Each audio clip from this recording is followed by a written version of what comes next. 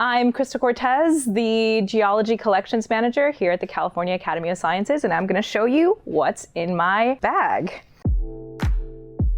This is my bag that I prep for whenever I'm about to go out into the field. So the most important thing is going to be my rock hammer. My rock hammer needs to be always accessible, so it's always on the outside of my bag. Yes, it does clink around, but it kind of makes it part of the fun. The next thing is always going to be a hat. You always need a proper hat because you're going to be out there. It's usually 100 and something degrees, and that sun can be killer. Some of the other stuff that I have in here are brushes. We always want to have different types of brushes. The bristles on the brush is going to depend on the type of sediment that you're working in. So sometimes you need a very strong bristles, and sometimes you just need something that's going to move the dirt out of the way. Let's see, what else do I got in here? This is probably the most important thing. This is going to be your field notebook. Your field notebook is going to have your scale bar. So whenever you find something, you want to take a picture of it and you want to get a good scale on it. It's got all the different types of scales. You also want to have a field notebook that tells you all of the different types of structures and the different types of notations that you can make depending on what you actually see out in the field. This becomes really handy when you're trying to get the sediment count, what kind of sediment you're actually working in. This becomes extremely important when you're trying to reconstruct the paleo environment that whatever creature you find was living in. What I'm doing is I'm trying to reconstruct the Earth's past by taking information about crustal deformation, but we're also taking in information about environments, and we're also just taking up the fossils. So we're picking up vertebrate fossils, we're picking up invertebrate fossils, anything that will help us reconstruct the paleo record. I also have my pencils in here. These are special pencils. They're field pencils, and they're extremely durable. They're going to be falling off of cliffs, so you need something that's actually going to be able to keep up with you when you're out in the field. Another item that I have in my bag are these neck coolers. So you'll actually wet these, and you will put them around your neck so that it keeps your neck nice and cool. Some other items that I use are trowels. Trowels can actually be extremely helpful when it comes to paleontology because the pointy ends, you can dig around fossils, and it really helps you when you're trying to pull something out and you're trying to stabilize it. Sometimes you have big jackets that aren't going to be very stable and you have to dig underneath it, and the trowels really help stabilize it while you're flipping it over. Whenever we find really big things and we can't get them out on that day, we need to really prepare for something really big. So most of the time you're out there and you're just prospecting. So if you need to go back to a site, flagging tape helps us so that we can actually flag the item and then come back to it the next day. We do take GPS coordinates so that it's easier to find, but sometimes it gets hard out there because you're just in a big blank spot.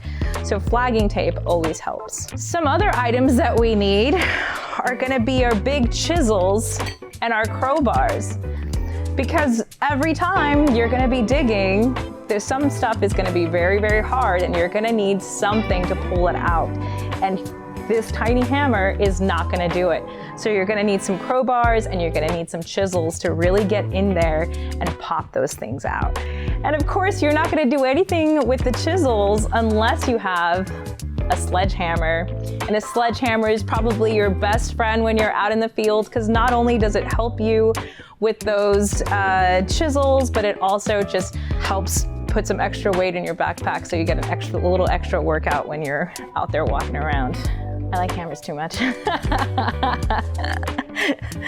You were either going to be a carpenter or a paleontologist. And I like dirt more than I like wood, so here I am. Some of the smaller items that we use, toothbrushes for some fine detailing. This tool is probably my favorite tool. I don't know what it's called, but you can also use it to kind of get into those tiny little grooves, because again, you really want to see what kind of fossils are around the main element that you found. And the easiest way to do it is just to kind of pick around the dirt, and this is a great picking around the dirt tool.